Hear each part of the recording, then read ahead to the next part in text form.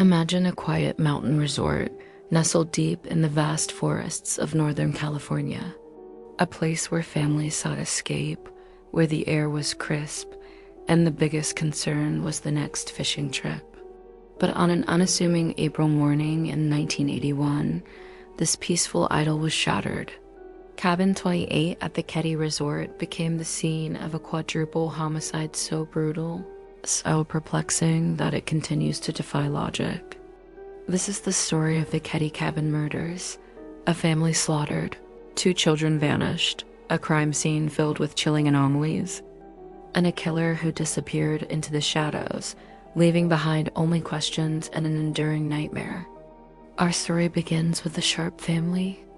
Glenna Sue Sharp, a 36-year-old mother, had moved her 5 children from Quincy, California, to the remote Keddie Resort in Plumas County. She was seeking a fresh start, a quieter life for her family away from the struggles she'd faced. Her children were John, 15, Sheila, 14, Dana, 10, and Rick and Greg, both 5. They lived in Cabin 28, one of many rental units in the small, tight-knit community of the resort. Keddie itself was a small, somewhat isolated collection of cabins, a mix of permanent residents and vacationers. It was the kind of place where neighbors knew each other and life moved at a slower, more deliberate pace. The Sharps had found a home here, a sense of belonging in the tranquility of the Sierra Nevada mountains.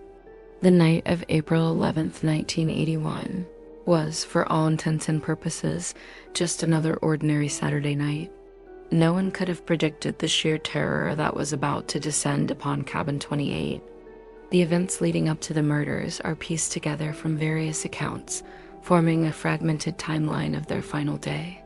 On the morning of April 11th, Sue Sharp and her 2 youngest sons, Rick and Greg, had spent the day in nearby Quincy. John Sharp, 15, had invited a friend, Dana Wingate, 17, over to Cabin 28 for the evening. They planned to spend the night. Around 9:30 p.m., Sue Sharp, her daughter Sheila, and her 2 youngest sons, Rick and Greg, went to bed. John Sharp and Dana Wingate, however, left the cabin to attend a party at a nearby cabin on the resort property. Around 1:30 a.m. on April 12th, a neighbor saw John and Dana hitchhiking back towards Cabin 28. They were apparently unable to get a ride and were walking back in the dark. This is the last confirmed sighting of John and Dana alive. The assumption is that they made it back to Cabin 28 sometime after this, entering a home that was about to become, or already was, a scene of unspeakable horror.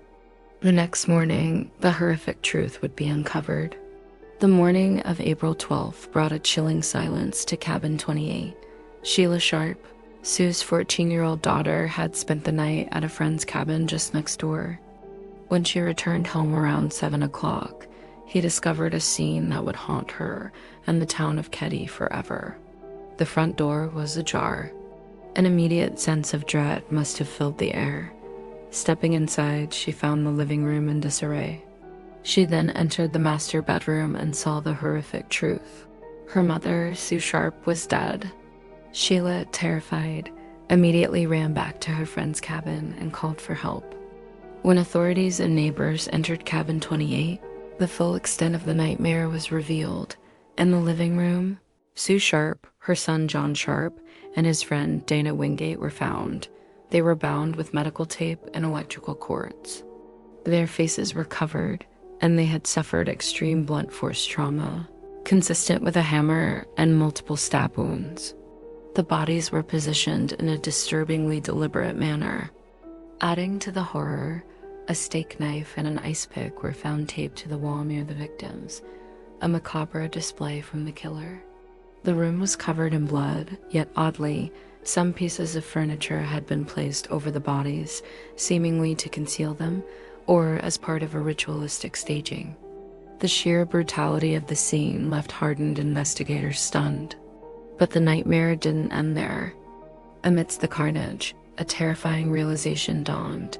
2 of Sue Sharp's children, Dana Sharp, 10, and Justin Smart, a 12-year-old neighbor who had been sleeping over, were missing from the cabin. Their beds in a separate bedroom were found neatly made with pajamas folded. This implied they had gone to bed as usual. Had they been kidnapped? Were they alive? The desperate hope was that they had somehow escaped or were taken by someone who might still spare their lives. This missing element immediately escalated the case from a shocking triple homicide to an agonizing search and a nationwide Amber Alert, long before the term even existed.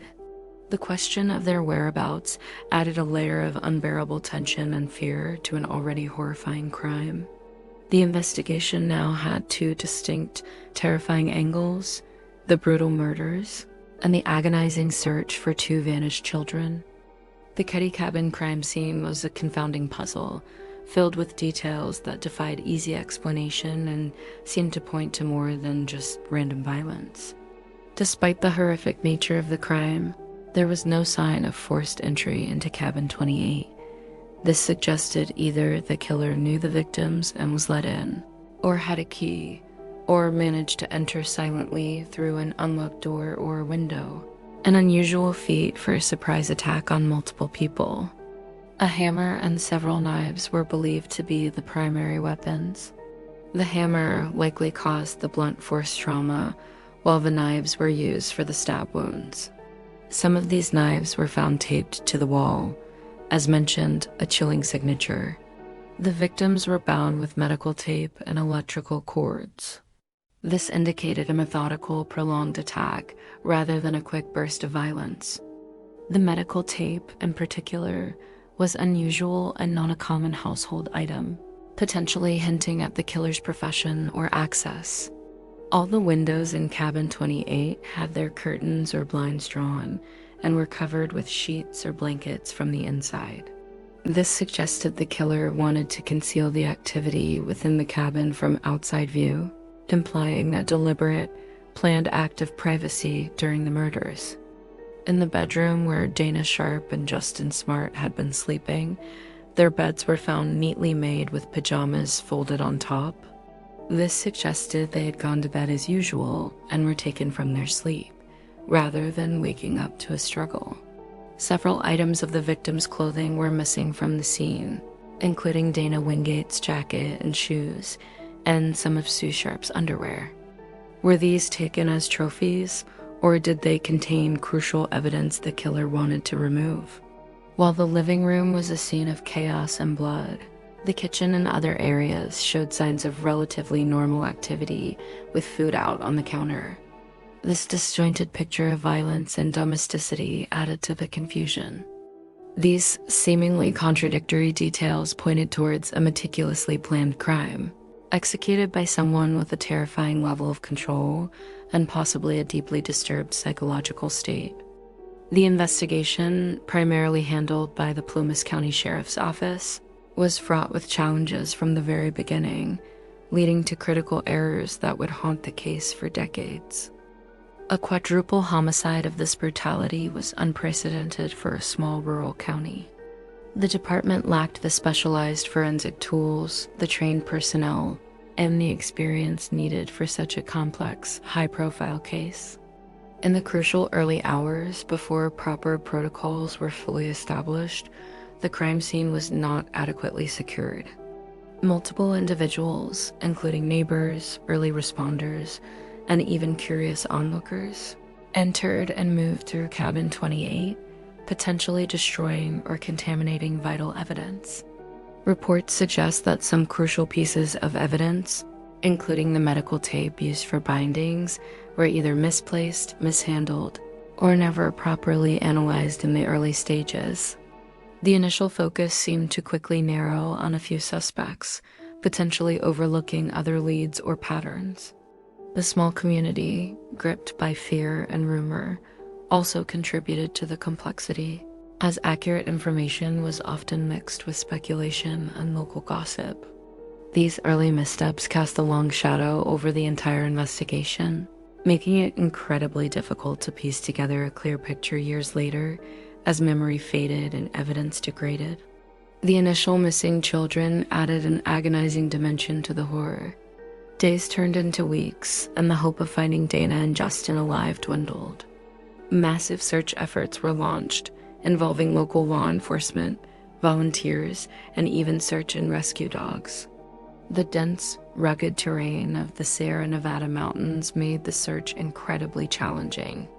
The community held vigils, praying for the safe return of the children, clinging to the slim hope that they had been abducted and were still alive somewhere. However, a year later, in April 1982, that last sliver of hope was extinguished. A skull fragment, later identified as belonging to Dana Sharp, was discovered by a bottle collector near Feather Falls, about 29 miles from Keddie.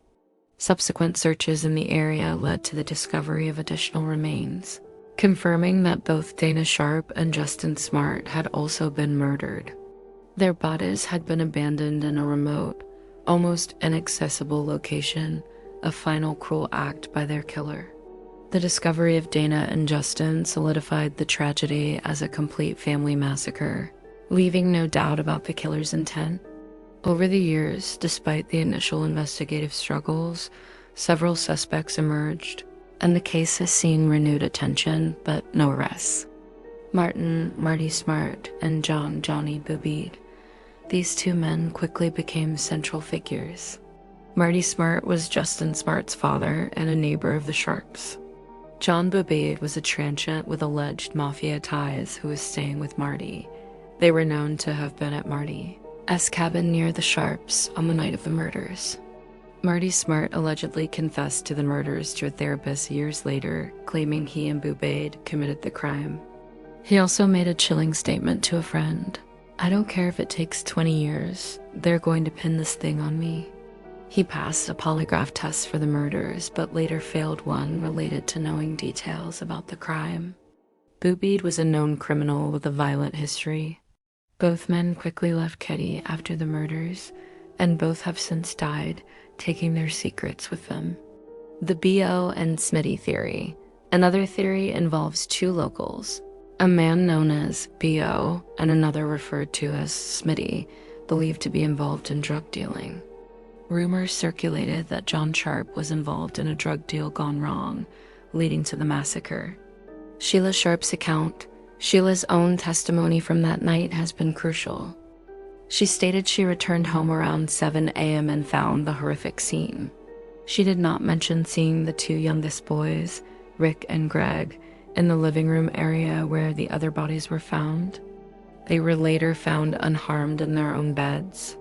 This implies they slept through the entire ordeal, or were hidden by the killer, which adds another layer of bizarre control to the crime. A note was found in cabin 28 years after the murders. Written by a detective, it detailed a potential lead related to the missing medical tape. Its significance and whether it was pursued correctly remain a matter of debate. In recent years, retired investigators like Mike Gamberg have championed the cause of cold cases, claiming that critical evidence was overlooked or mishandled during the initial investigation. They've pointed to potential suspects and evidence, including a hammer found years later near the scene, matching a description of the murder weapon. Despite renewed efforts and the identification of new suspects, no charges have ever been brought.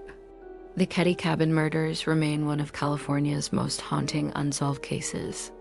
It's a testament to the fact that even with a detailed crime scene, witnesses, and potential suspects, true justice can be elusive. The victims, Sue, John, Dana, Lena, and Justin, never received the justice they deserved. Their killer or killers walked away from that cabin, seemingly disappearing into the vast, unforgiving Plumas National Forest. The destroyed evidence, the conflicting accounts, and the passage of time have only deepened the mystery. The resort itself eventually closed, and Cabin 28 was demolished in 2004, perhaps an attempt to bury the horrific memories. But the shadow of the Keddie Cabin Murders continues to hang over Plumas County, a chilling reminder that sometimes the most brutal crimes leave behind only questions, an enduring nightmare, and the agonizing echo of screams unheard in the remote wilderness.